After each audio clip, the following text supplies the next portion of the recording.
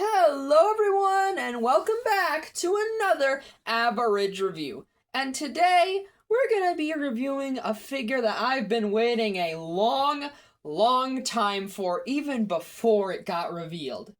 Today we're going to be reviewing the McFarlane Toys DC Direct Page Puncher's Golden Age Wonder Woman. So looking at the packaging, and it's very bland. It's a transparent clamshell packaging. We've got the DC Direct and Wonder Woman logos along with the age rating, along with the fact that this figure also comes with a comic book. And on the back, we can see that the comic book cover is actually used as the background art for the figure, which I think is a really nice choice. The art is, of course, the cover to Wonder Woman #1, since, that's what the figure is based on. Kind of, we'll get into it in the actual review, but yeah, this packaging is pretty alright. Nothing to write home about. Alright, getting this figure out of the packaging, and there's a lot I like, but I do have a bit of a nitpick about the way this figure looks. You see, she's wearing a skirt with, a blue skirt with the white stars all over it, which is accurate to Wonder Woman's first appearance in Sensation Comics. But what it isn't accurate to is, well, Wonder Woman #1, which this figure comes with, in which she's wearing the blue shorts with the white stripes. I don't think this is like a major issue with the figure. I just felt like it probably should have come with Sensation Comics #1, or at least the Wonder Woman section of that issue, since it would have better matched the figure. But like I said, not too big of a complaint. I just wanted to point that out. So let's go on to the positives now, my thoughts on the figure on its own. Well, starting off with the head, and I really like how it looks. It's a really nice, Golden Age Wonder Woman head sculpt. I like the detailing on her lipstick. Her eyes look very nice. The tiara being a bit more of a headband in the Golden Age version of the suit does look pretty neat, and I especially like the hairstyle and the detailing done on it. It's kind of hard to see on camera, but her curly hair actually has blue dry brushing over it to simulate how hair is drawn in a lot of older comics. Well, black hair at least. I think that's a really nice touch. The eagle on her red chest plate, I guess? I don't know what I'd call this, but point is, it's very well done and solid. It's super accurate to the Golden Age Wonder Woman's, logo, and like I said, really like how it looks. It's super crisp. The skirt, I did sort of complain that it isn't accurate to Wonder Woman #1, but it is painted spectacularly.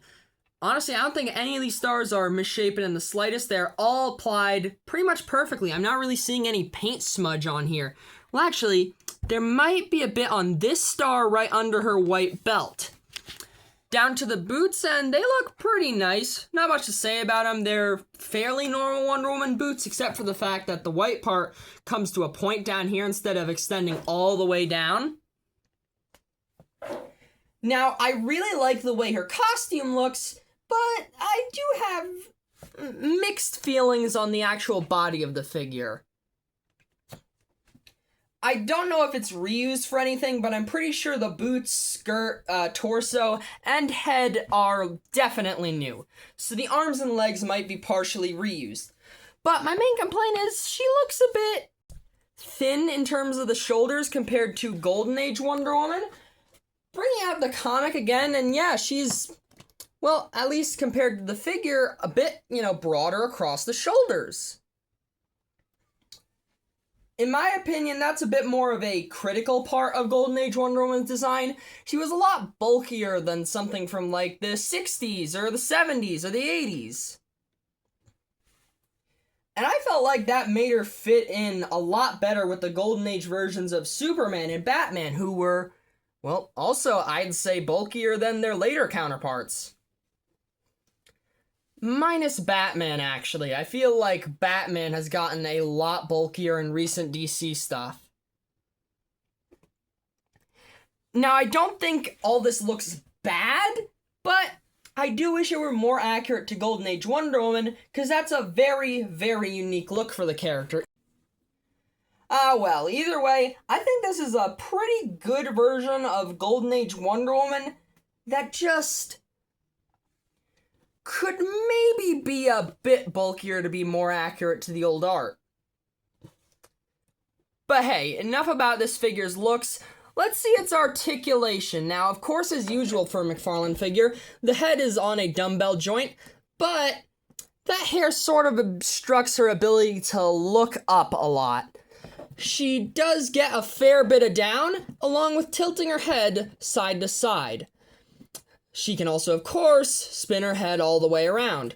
Her arms have rotator cuffs that don't really get much range. The rotator cuffs are pretty dang tiny, but her arms do spin all the way around, and they can lift up way above 90 degrees, which is really nice to see.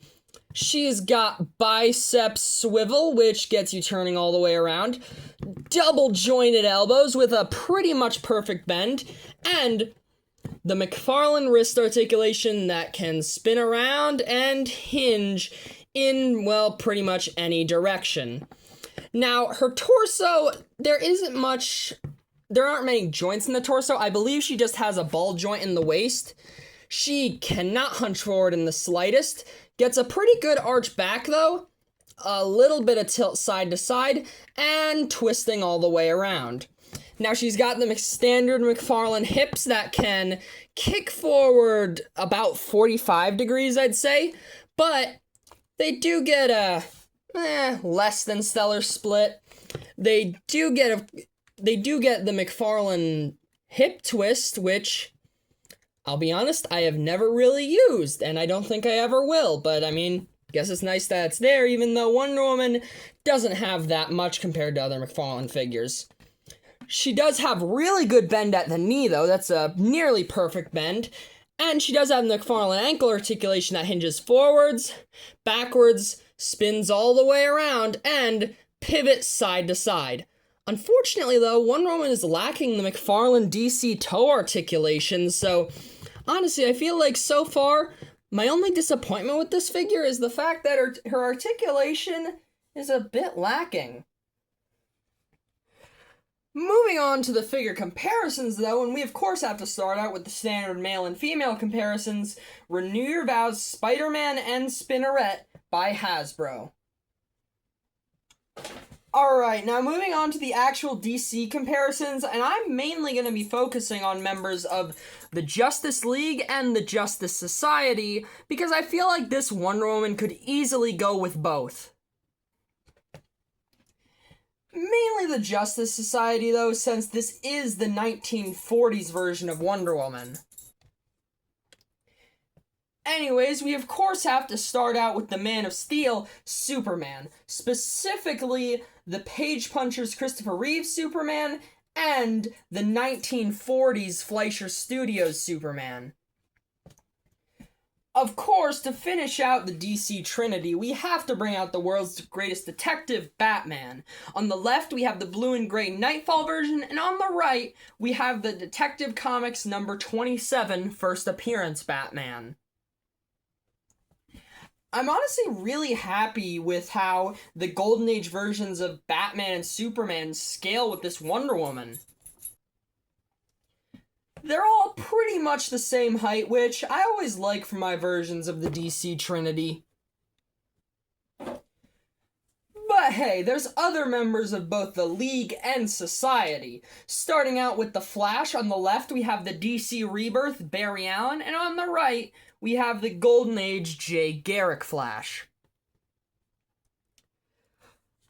Of course, we also have to bring out Green Lantern, both the John Stewart Green Lantern, although this is actually just the collector edition Green Lantern with the John Stewart head, and Alan Scott. We do got some more Justice League members, though, starting off with fellow blue-collared cape enthusiasts Red Tornado and Martian Manhunter. Red Tornado is a Target exclusive, and Martian Manhunter is from the Mattel DC Universe Classics line. I do kinda hope they actually make a Martian Manhunter on pretty much this exact Red Tornado body. Just maybe remove these button things and add, obviously, a new piece for that red X across his chest, and boom, you actually have a pretty dang good-looking Martian Manhunter base. Although for two guys that can't get enough of not wearing capes, we have the Collector Edition Firestorm and the Endless Winter Aquaman to cap out the Justice League of America comparisons. But that doesn't mean the Justice Society of America comparisons are over, because right here we have two yellow cape enthusiasts, the Target exclusive Hourman on the left, and the McFarlane digital Dr. Fate on the right. Yeah, Dr. Fate's been a JLA member plenty of times, but personally I always associate him as a JSA member first and foremost.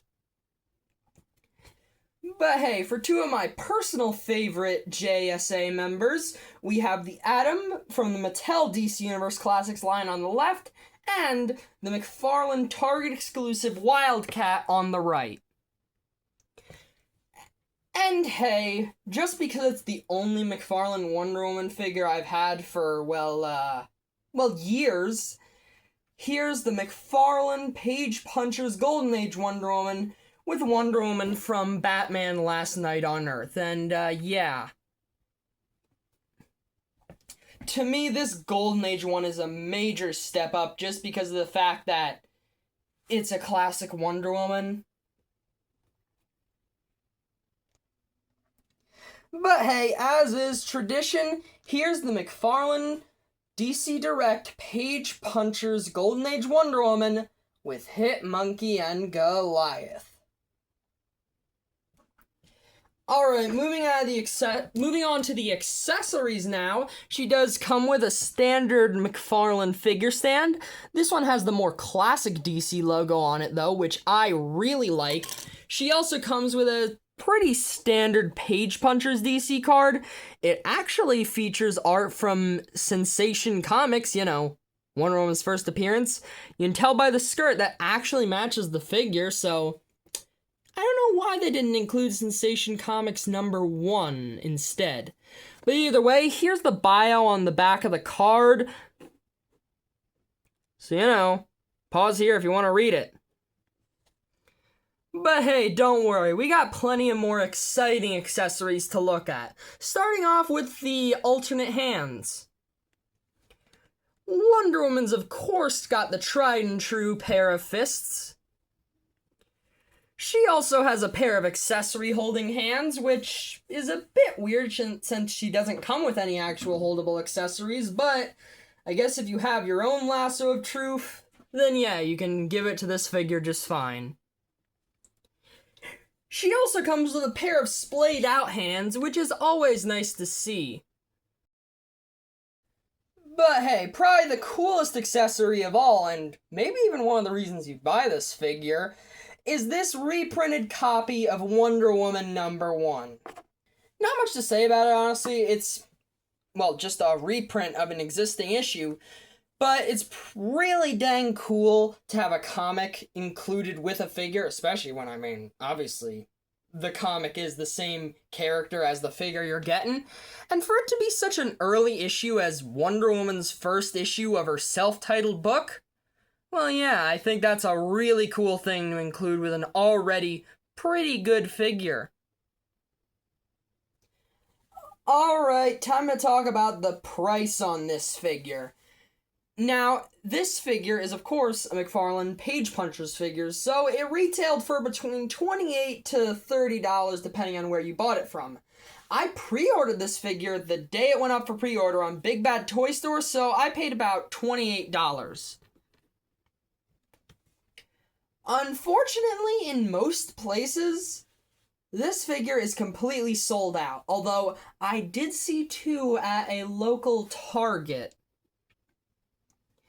So it's certainly possible for you to be able to find this figure in stores, but if you're relying on online shopping, you're probably gonna have to resort to a place like eBay, where this figure in box goes for upwards of $40. Yeah, upwards.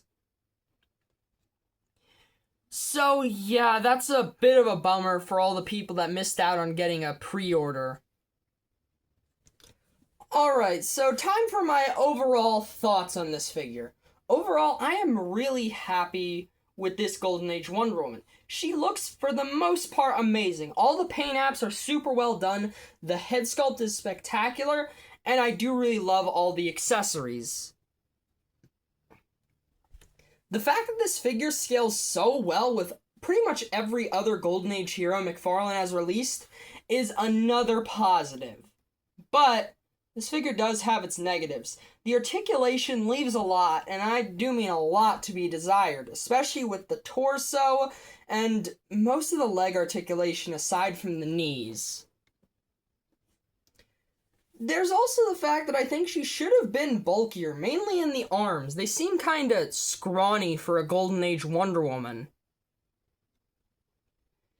There's also the fact that this figure is kinda hard to find and a bit pricey on the aftermarket, which isn't really the fault of this figure itself, but still a negative for people trying to hunt this thing down.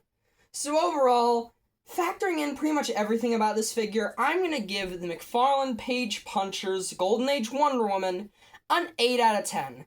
I wish I could have given it a higher score since I've been waiting so long to get a McFarlane Golden Age Wonder Woman, but honestly, I'm glad I was able to get my hands on this figure, period, especially when considering how tough to find that collector edition classic Wonder Woman was. So overall, if you're still here, well, first of all, thank you very much for watching, and second of all, have a great day, 'cause you deserve it. Bye-bye!